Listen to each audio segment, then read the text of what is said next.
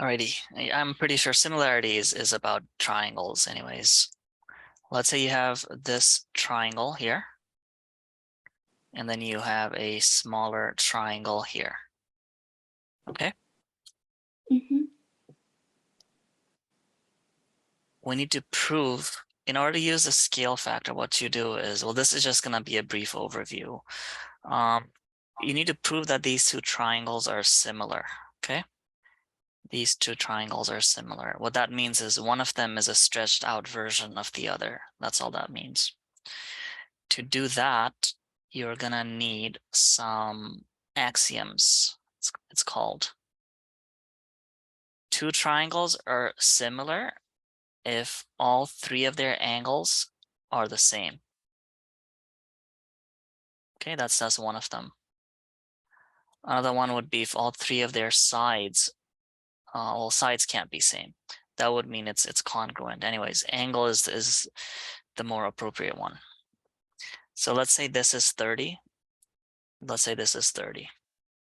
Let's say this is a 90-degree angle. This is a 90-degree angle. Are these two triangles similar?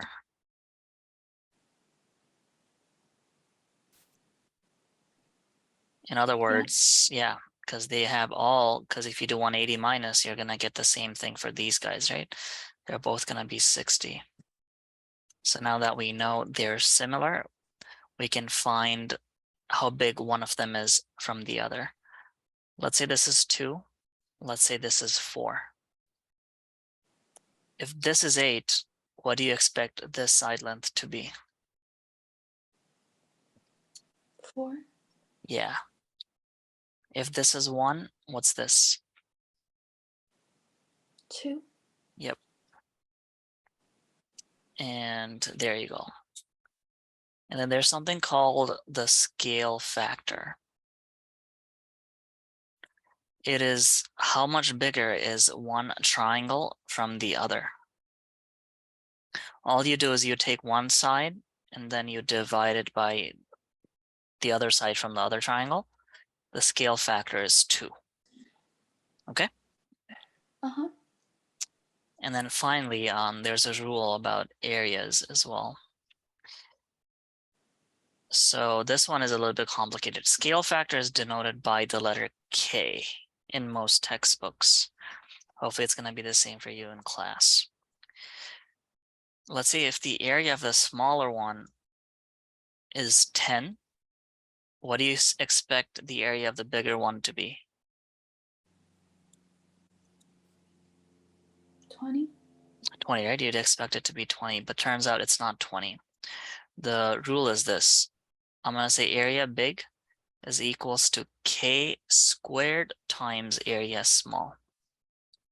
So if area small is 10, area big would be 40. Okay, that's a rule right here. And that is pretty much it. What this is used usually is in like trig.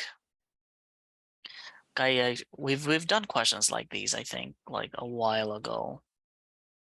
Let me see if I can pull something up.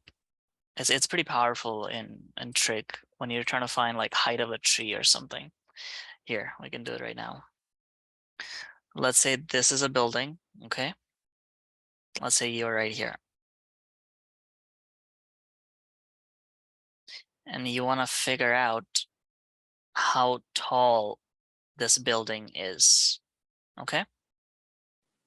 Mm-hmm. That's going to be the goal. Notice how that's the bigger triangle, right? But you're right here, in front of that triangle, there is a lamppost or something, let's say.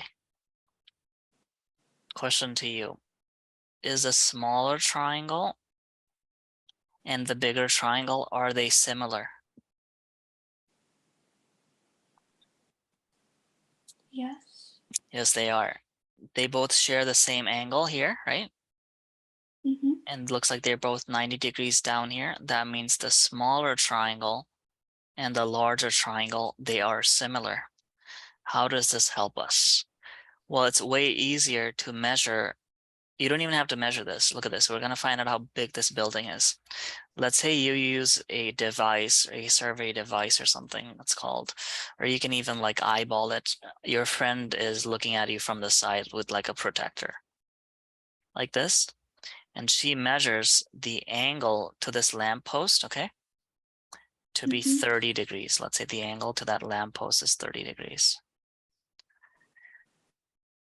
And what you do is you measure your distance, your horizontal distance to the pole. Let's say the horizontal distance is like 10 meters. Alrighty. How do you go about finding how tall the pole is? The lamppost, whatever it is. So right now you have this triangle. It's a right angle triangle. You know one angle, you know one side. How do you find this side?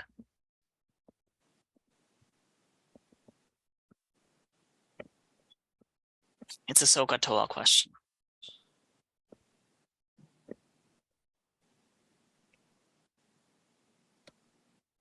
You're interested in the opposite? Which side do you know right now?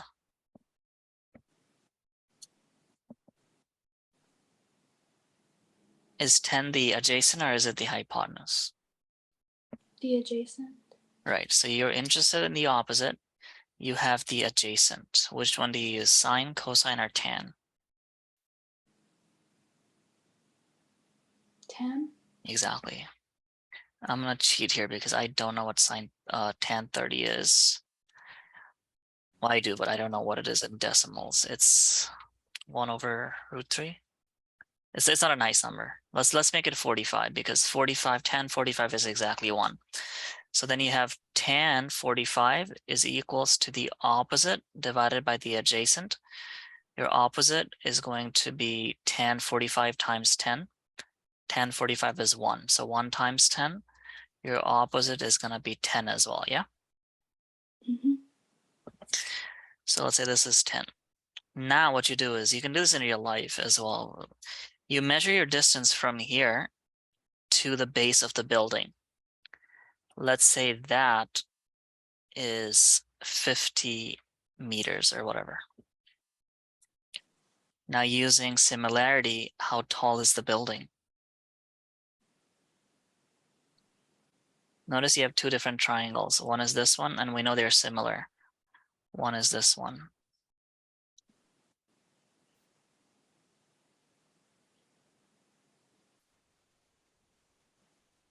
What's the scale factor?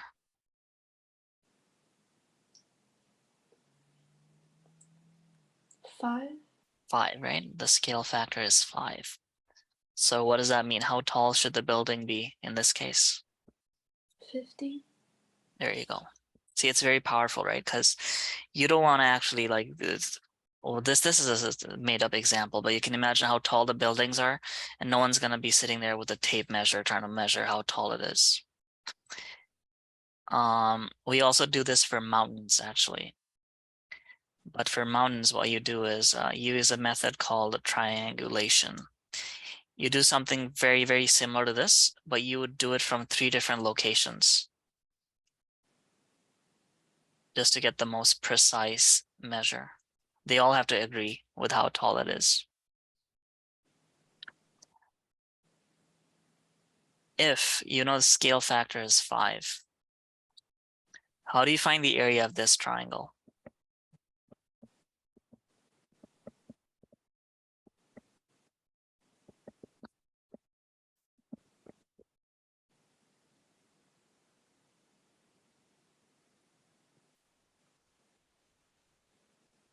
What's the formula for an area of a triangle? Base times height over 2. Yeah, base times height over 2. So what's the area of the smaller triangle? 50. Using this, how can we find the area of the bigger triangle? Let's say you didn't know how tall it was. Multiplied by 5. No, not 5.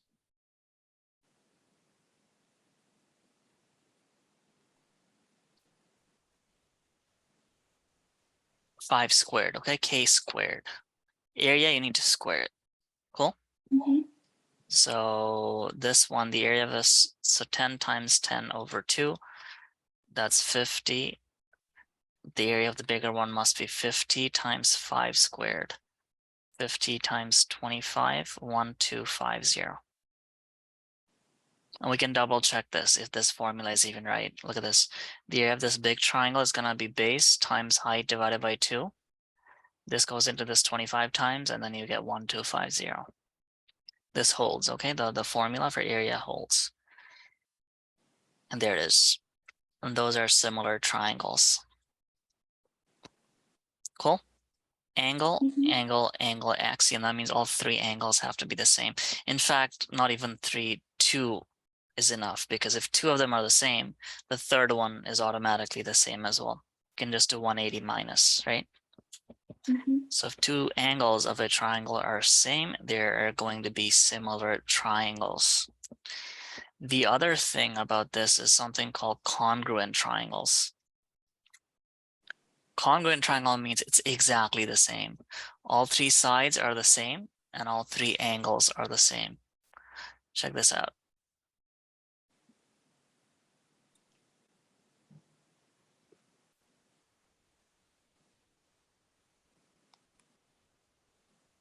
Are these 2 triangles similar or are they congruent?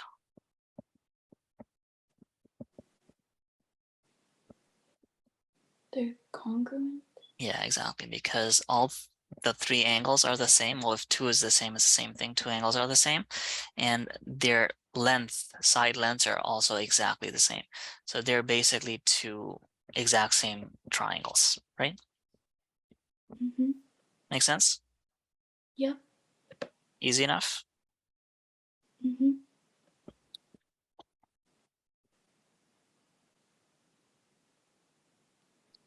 Let's look at some algebra. We're gonna completely switch subjects, because why not? All right, if you remember this, 2x squared, the derivative of 2x squared, bring the 2 down and take 1 away from the exponent. It's 4x. X cubed, it's 3x squared. What's the derivative of 3x squared? 6x. Yeah, 6x. So that's easy, right? It's polynomials. That's easy. But what if you had something like this, 1 over x? And the question is to find the derivative of this.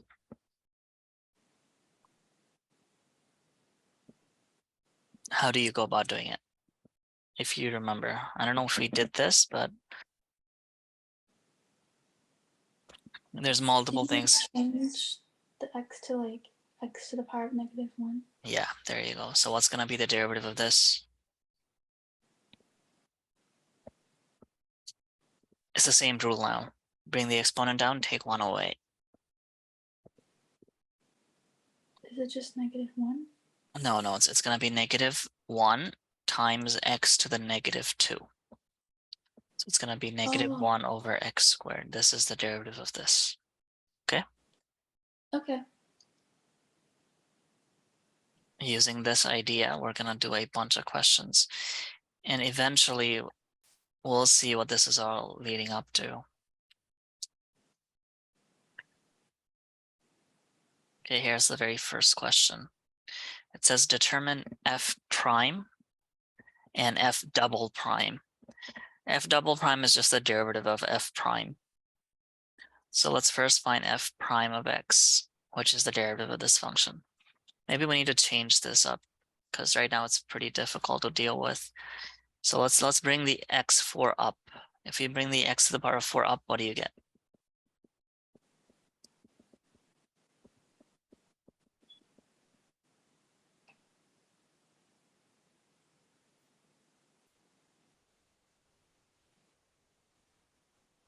X to the power of -4. Yeah, x to the power of -4. So using this, what's f prime of x?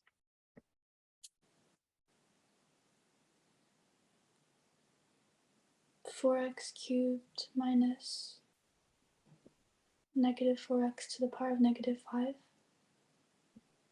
Yeah, that's actually right. Negative 4 x up negative 5.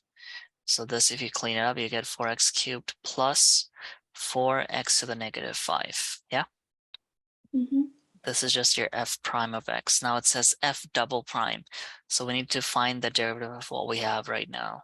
What would that be?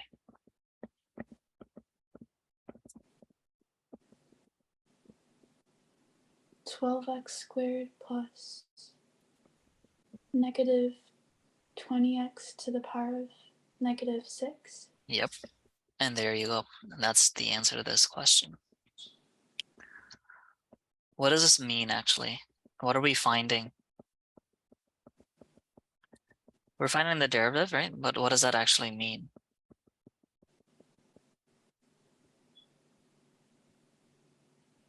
Derivative is the slope function. What does that mean? Let's say you have some fancy looking cubic function, not cubic, this would be a quintic x power 5 thing like this. And the question's asking you to find the slope, okay? Mm-hmm. Find the slope. This is f of x equals x to the power of 5. It's not, but we can assume it's something like this. It's some funky looking thing like that. It says find the slope. It'll say find the instantaneous slope. Slope is always linear. Instantaneous slope when x equals 9, right? You see that? Mm-hmm. What the derivative gives us is it gives us this function right here, this straight line function. How does it give you this? What you do is you first find the derivative and then plug the x value in there. That'll give you the slope at this exact point, okay? It Mm-hmm. gives you the slope. F prime of x gives you the slope function, which in this case will be a x power 4 function. But once you plug the x value in there, it'll give you the slope of the straight line at that exact point. The slope is called the tangent line. Cool? Mm-hmm. Tangent line. There's another type of slope they can ask you, which is called the secant line, which joins two different points. This is the secant line. To find the slope of a secant line, it's much easier. You just find rise over run of the y values over the x values. It's just a normal slope formula for secant. It's a line that joins two different points. A tangent line is something that's perpendicular to that point. It just slightly touches it. If you zoom in on this, it'll probably look like something like this. It's going to touch it at one point and it's going to go away. If you find the angle right here, it's going to be perpendicular 90 degrees. Cool? Mm-hmm. So that's what we're actually finding.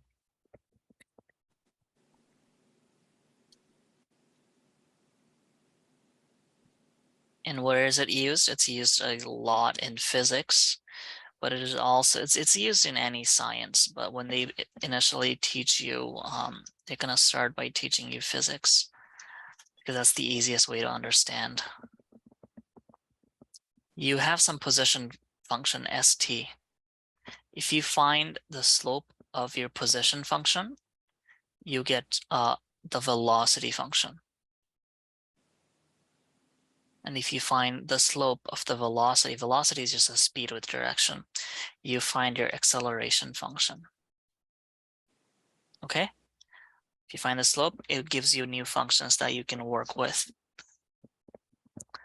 Let's look at this. St, it wants us to find the velocity function. Vt is simply the derivative of s prime of t. What's the derivative of this function?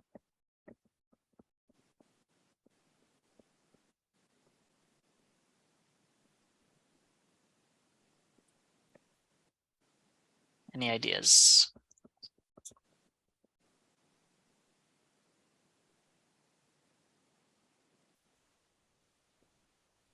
Do you open the bracket?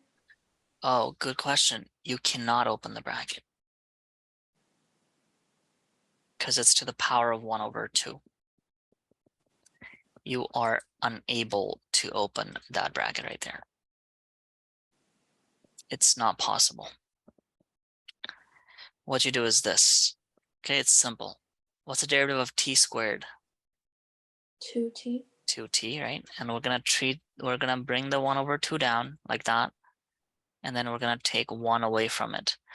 Half minus 1 is negative half, like that. But then you have to use the chain rule. You remember that chain rule? You need to multiply this by the derivative of the bracket. What's the derivative of the inside bit?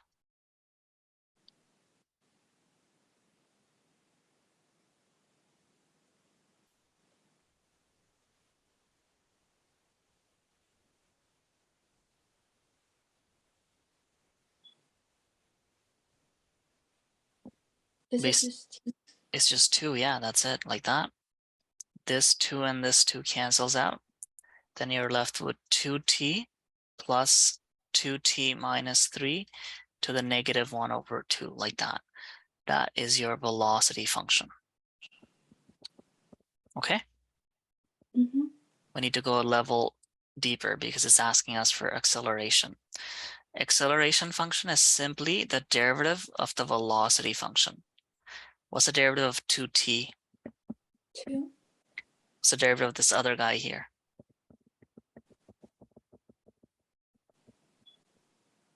Also 2.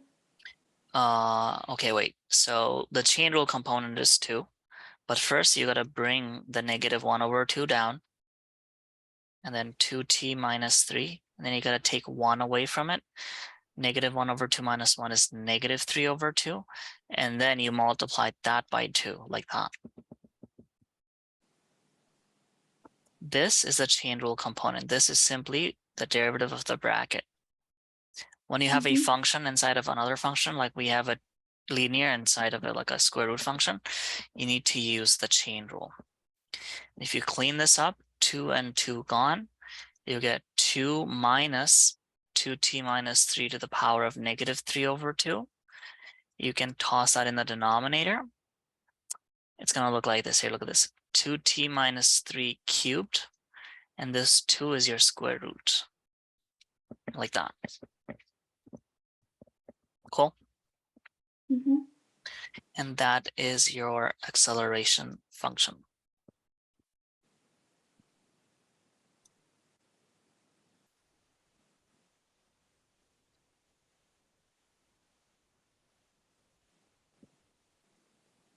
They have again given us a position function st, s of t. What kind of a function is this?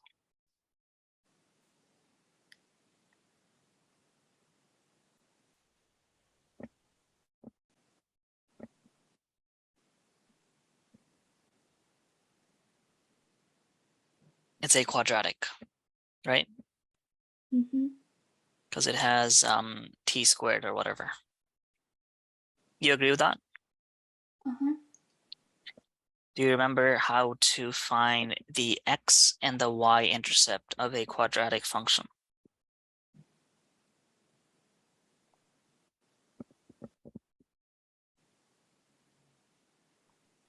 Because it's asking us to graph it, that's why. Okay, let's factor. Can we pull anything out?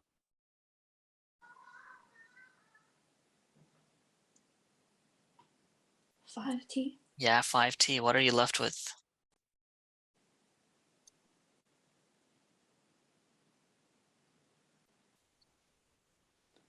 9t minus t. 9 minus t. Because 5t times 9 is 45t. Mm-hmm. Once you factor it, set it equals to 0. This will give you the x-intercepts. What are our x-intercepts in this case?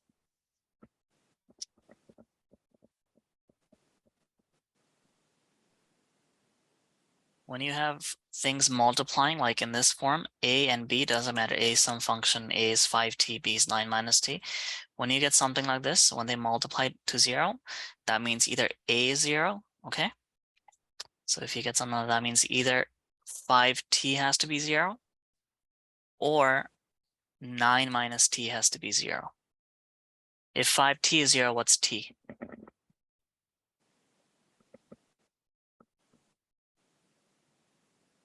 It's 0. Yep. If 9 minus t is 0, what's t? -9. Nah, positive. Right? If t is -9, then this equation doesn't hold. Mm-hmm. So those are your two x-intercepts. If the x-intercept is a 0, this applies to any function ever. If the, actually does it,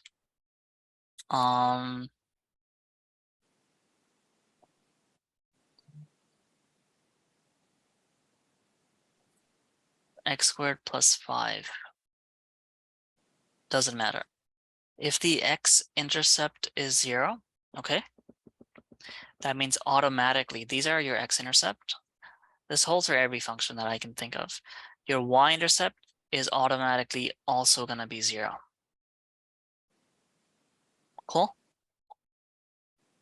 Or you can plug it. To find the y-intercept, all you have to do is you plug x as 0. To find the y-intercept, plug x as 0. So if you plug s as 0, you're finding s of 0. You get 45 times 0 minus 5 times 0 squared, you to get a 0. Why are we doing all this? Because we can graph this. Is this opening up or down? Up. Yeah, it's opening up. We know it passes through 0, 0, the origin. And then we know it passes through 9, 0 as well, right? Mm-hmm. It starts in Q3, ends in Q4. What we don't have is the vertex. Remember how to find the vertex? This pointy thing up here. The vertex of a quadratic, okay, any even function actually, it's always going to be in the middle of the two x-intercepts. What's the x value in the middle between 0 and 9?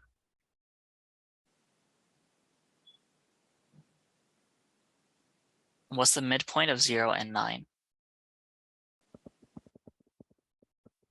4.5.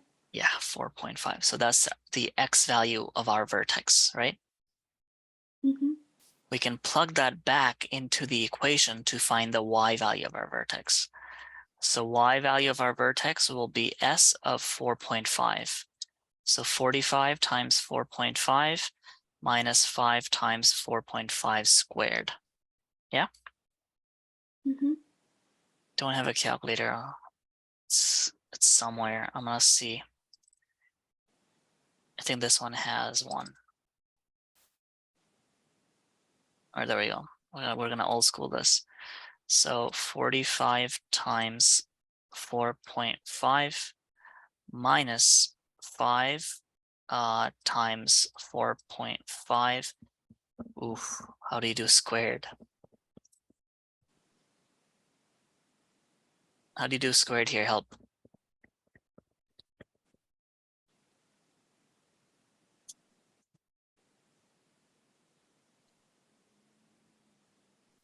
What you do is you just multiply 4.5 again, okay? If you ever run into this issue, this is an old school calculator. I didn't type it in right, but 45 times 4.5 minus 5 times 4.5 times 4.5. Are we expecting a positive number or a negative number for the y value of the vertex? A positive number. A positive, right? Equals to, and it better be a positive number. 101.25, right? So 101.25 is going to be our y value up here. Cool? Mm-hmm. Alrighty, let's answer the question. For what values of t is the upward velocity of the pellet positive?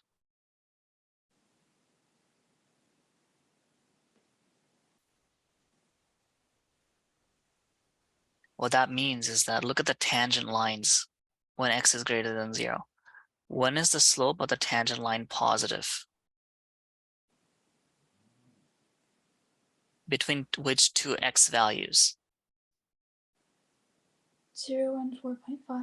Exactly. So it's positive between 0. 0 is inclusive. To 4.5. What happens at exactly 4.5? What is the slope? 0.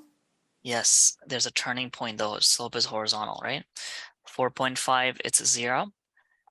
And then between 4.5 and 9, the slope is negative. Okay? Because this is a real life question, time cannot be negative. You can completely ignore the negative. Oh, I don't know what happened there. Looked kind of cool though. You can completely ignore the negative x-axis. I don't know if we can ignore the negative y-axis. Can height be negative? Yes, it can be. This usually happens in like a water question. But for this, I think you're throwing it from a ground. I don't think it's gonna go underneath the ground. So you just need this graph to answer this question. Okay? Okay.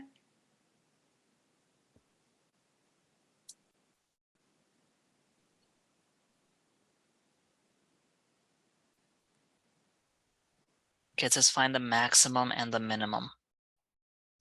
Let's do an easy one first, because I don't wanna.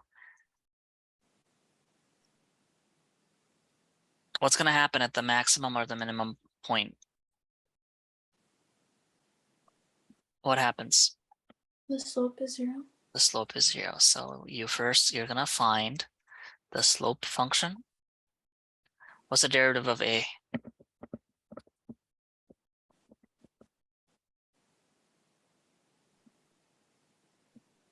6x squared minus 10x. I mean 18. 18x, then you set this equal to 0. How do you solve this quadratic?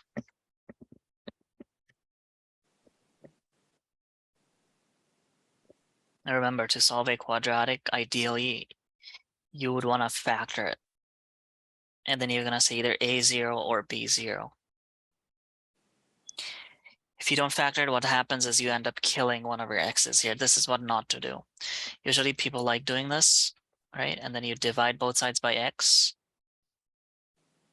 And then you get 6x is 18, x is 3. But we know quadratic, if it has one x-intercept, unless it's a turning point, it must have another x-intercept, right? So you ended up killing one of your x-intercepts. So actually this applies to any degree 2 or higher, okay? Degree 2 or higher polynomial. You do not want to, you always want to factor it. Don't do this because this ends up killing one of your answers. Same thing with like sine x, cosine x as well. We usually never like take something to the other side. We factor it if possible. Let's factor this. What can we pull out? 6x. Right. What are you left with if you pull out a 6x? X minus 3. So this means either 6x is 0, right? Or x minus 3 is a 0. This means either x is 0 or x is 3. So we have two turning points. But it's asking us to find which one is maximum, which one is minimum. Yeah? Any ideas on how to do that?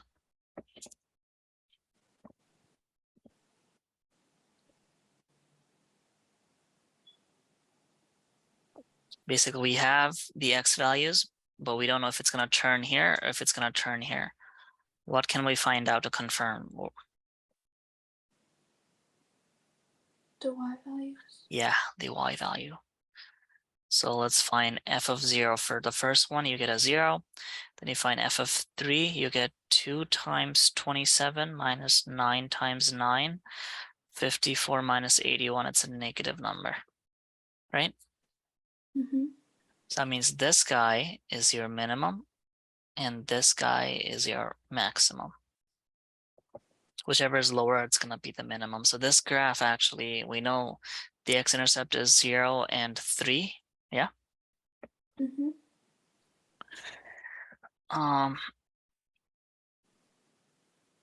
That's the x-intercept, but that's the turning point of this graph. So this graph is a cubic function. It has x squared. You can pull out an x squared. You're left with 2x minus 9. So you have your x-intercepts at 0 and at 4.5, right? Mm-hmm. Is 0 a second order x-intercept?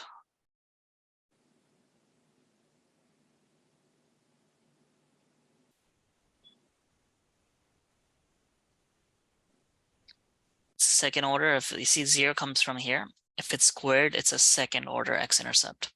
Okay? Mm-hmm. What that means is that there's going to be a turning point. Okay, we're trying to graph this, not this. This is just a slope function. So what that means for us is that this is a cubic polynomial, positive, starts in Q3, ends in Q1, has an x-intercept of 0. If it has an x-intercept of 0, it automatically has a y-intercept of 0. So it's going to go through the origin, but because it's a second order x-intercept, there's a turning point there. It has another x-intercept at 4.5. Yeah, like that. Mm-hmm. Can you tell me what this point is? We've already found it. Or what's the x value at this point?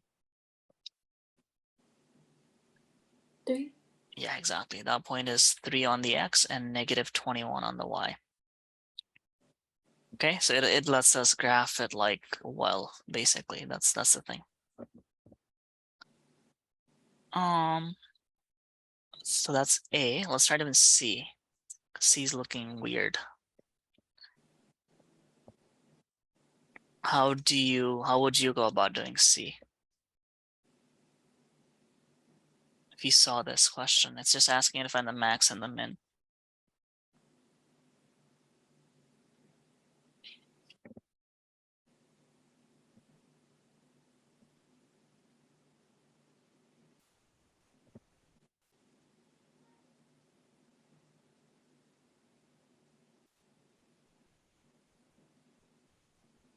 Well, you just find the derivative, right? Mm-hmm. You find the derivative, you set it equal to 0, and that's going to give you the turning points, and they must be your maximum or your minimum. Let's look at this. F prime of x. Remember, you need to take this x upstairs. It's going to become x to the negative 1. What's the derivative here?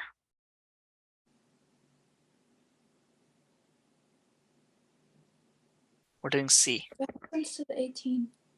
Sorry? What happens to the 18? 18 just stays right there. It's chilling. 18 is chilling. 2x becomes a 2. 18, the negative 1 from the x comes out here. 18 is just there. And this becomes negative 2. Cool? Mm-hmm. So this gives you 2 minus 18 over x squared. What kind of a function is this? 10 points. Name. I just need the name.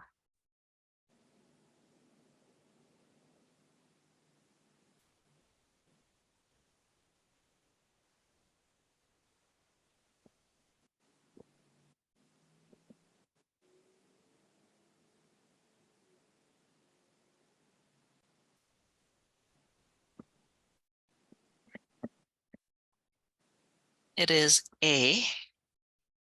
If you have a numerator and denominator, it's called a rational function, which looks weird. This one is gonna look like this. I think it's gonna look like this. But you don't have to, I mean, don't worry about this right now. But it is a rational function. Anyways, we got this as the derivative. We need to solve this for 0. This is pure algebra. You don't have to know what it looks like. How do you solve this for 0? What can we even do? Subtract 2. Alrighty, let's do that. So negative 18 over x squared is negative 2, and this negative cancels out. What's next?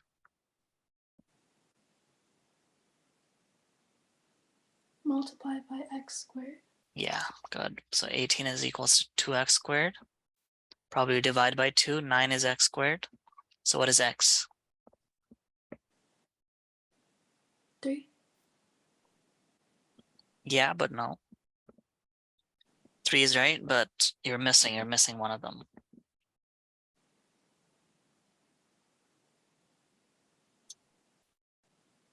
What's the square root of any number? Plus minus, Oh, right? so -3. Plus minus. And we know we need two different x-intercepts or x values, whatever, because max and min, right? One of them won't be enough. So how do you find which one's the max, which one's easy, which one's min? Very easy, just plug f of 3. You get 2x plus 18 over 3.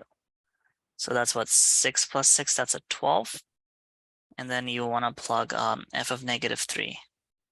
So that's 2 times -3 plus 18 over -3. That's 6 minus 3, -9. Right? If I did that right.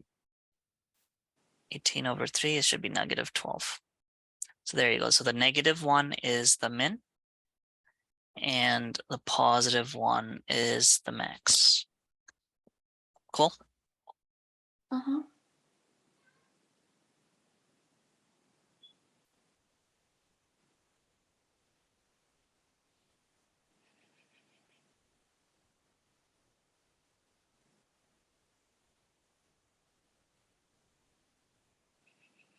So this is the position function of some car. He's pressed on the brakes. How far was the front of the car from the sign when the driver started braking?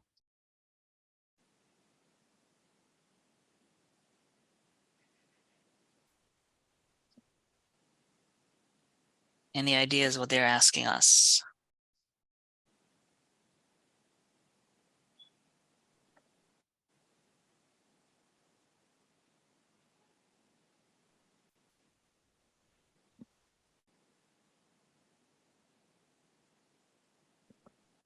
See, they've given you a position function, right? Mm-hmm.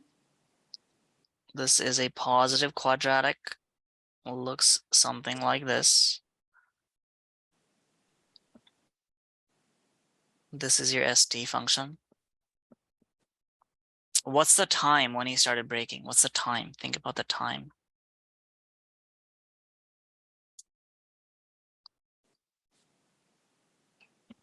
It was 0. Yeah. They're simply asking you for the x-intercept, 62 meters. Not the x-intercept, sorry, the y-intercept, the constant. 62 meters is your y-intercept. Yeah? Mm-hmm.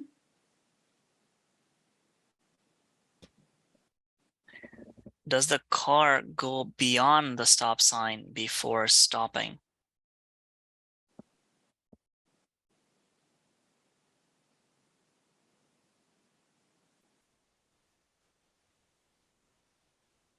How can we do this? This one's a little bit more complicated question.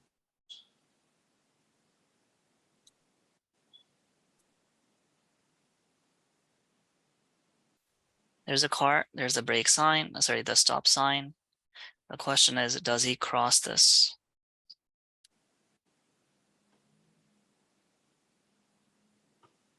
We have to know when he stops. Yeah, yeah. Think about it. What's 0? When he stops, something is 0. The time. No, not the time. Time is not 0. Time is 0 right now when he pressed on the brake pedals. Right? Remember, we learned 3 different things. When it comes to this S thing, there's only 3 different things. There's S and there's V and then there's A. Right? Something is 0. What is it? The velocity. Does that make sense? When the speed is 0, he's not moving. Right? Mm-hmm. What we got to do for part B is we need to find when the velocity is 0, the time. Okay, find t when v is 0, and then plug that time back into this s to see if we get 62. So let's find the velocity function. The velocity function is just the derivative of that. It's going to be -16 plus 2t. Yeah. Mm-hmm. Plug this equal to 0. You get 2t is 16. T is 8. So 8 seconds. Now let's plug 8 back in here. So you get 62 minus 16 times 8 plus 64. Yeah. Mm-hmm. So 62 plus 64 is 126. 16 times, okay, here, I'm trying to do this in my head. 16 times 8. That's 16 times 4 plus 16 times 4. Yeah. Mm-hmm. 16 times 2 is 32. So this is 64 and this is 64. Okay. Uh-huh. So this is 128. So 126 minus 128 minus 2. So he's minus 2. He's overshot it. You see that? Mm-hmm. Because he's 62 meters away. If you get minus 2, what that means is that he's overshot it basically. He's gone beyond the stop sign. Part C, explain why it is unlikely that the car would hit another vehicle that is traveling perpendicular when the car first comes to a stop at the intersection.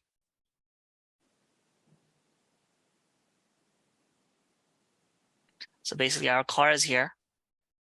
This is the stop sign. This is like the lining here. There's a road here. And then we're assuming it's going to look like this. That's actually not the best drawing because if the stop sign is there, that means it's going to be very close. It's probably like even like this. Like that. And the question C is asking you, let's say there's a car coming this way, right? Why would this not hit this? I think that's what it's asking you.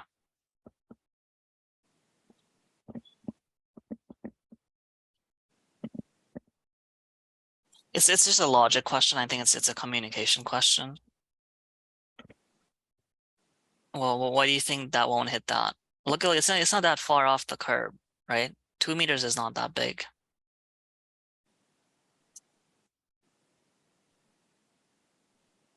And usually when there's a stop sign, not always, but in this drawing, what happens is if there's like who has a right of way here? So this is like traffic laws and whatnot. The thing Mhm. is, there's bound to be another stop sign here as well for this guy. Okay. This Uh-huh. would be something that's called a four-way stop sign. And who has the right of way? Who gets to go? The person who arrives there first and brakes first gets to go. Okay. So what that means is even though this guy, let's say this guy was in the middle of the road, let's say he braked right here, right? That's extremely dangerous. What's going to happen is this guy must brake completely before moving. Okay. Mm-hmm. And then by the time this guy is done braking, this guy can go away. So he's going to be here. By the time he's here, this guy would be here. I think that's the logic here. But anyways, 2 meters is not that much, right? How much is 2 meters? It's not enough distance, I don't think. Because the stop signs, they do take into account that you might be late when you brake and whatnot. Cool. Uh-huh. Do you bike? Yes. Cool. So you know about the stop signs and whatnot in the neighborhood. Mm-hmm.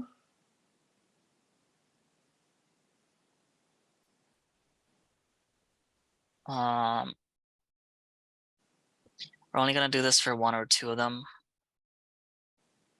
Let's just do it for one of them just to get the idea. We're given a cost function, C of x. Part 1 is asking us, find the cost of producing 400 items. What do we do?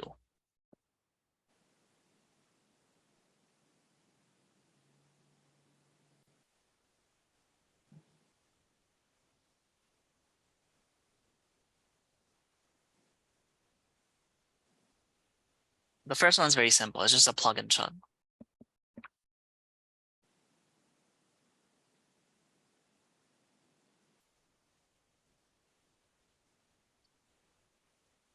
They've given you a cost function, right? Mm-hmm. They're asking you to find the cost. So basically for part A, you'll just find C of 400. Uh-huh. So 3 times 400 plus 8,000. So that's $2,200. Cool. Mm-hmm. The second one, the average cost. When they say the average cost, they're simply asking you for the slope. Okay? They're simply Mm-hmm. asking you for the slope. What's the slope here? It's 3. It's 3. Part 3, the marginal cost. Marginal cost is also asking you for the slope, but the difference is this. Maybe we'll do this for another one because it's gonna end up becoming the same for this question. But let's say, let's make this a squared. So for the first one, let's say the answer was some nice number like 1,000. Okay, let's say this was the cost of producing the 400 items. This is the answer to part I. It's asking for the average cost. Do you see that? Mm-hmm. The formula for average cost is this. It's simply rise divided by, let's make this 2,000 because there's already 1,000. Rise over run. Think about it. There's some function that looks like this, okay? We have this and we have this. That point up there is 400 comma 1,000. When x is 400, or let's say it's 2,000. And this point is the y-intercept 0 comma 1,000, right? Mm-hmm. What's the rise here between this point and this point?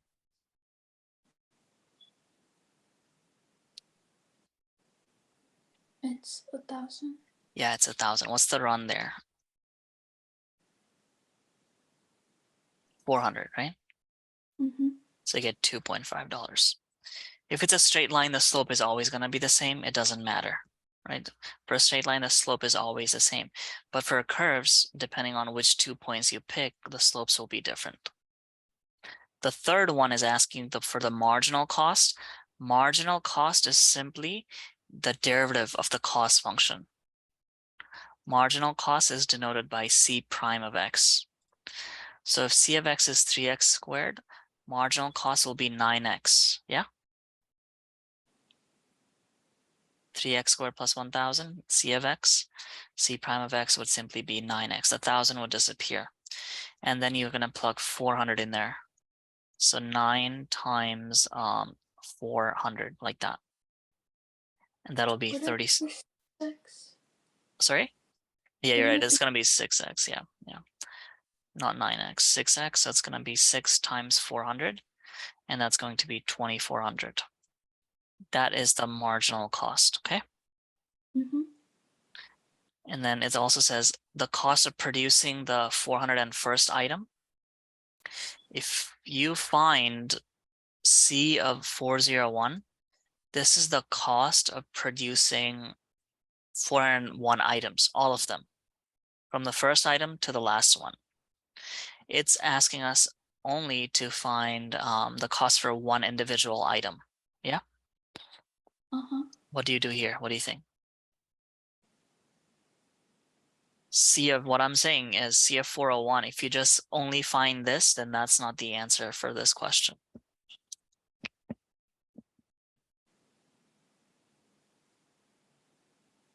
You got to take away the cost for the 400 other items. Basically, you're trying to find the difference in the y value between 401 and 400. You see that? Mm-hmm. Whatever this rise is here, this rise, that's going to be the cost of the 401 item, the 401st item. And that's all you do for this question. Okay. Kind of make sense? Yeah. Did you get into that? Did you get your results for your math, whatever you had, the entrance? No, they don't actually like tell you the results, just like if you've been accepted or not. Okay, when are you expecting to learn? that information? End of March. Cool.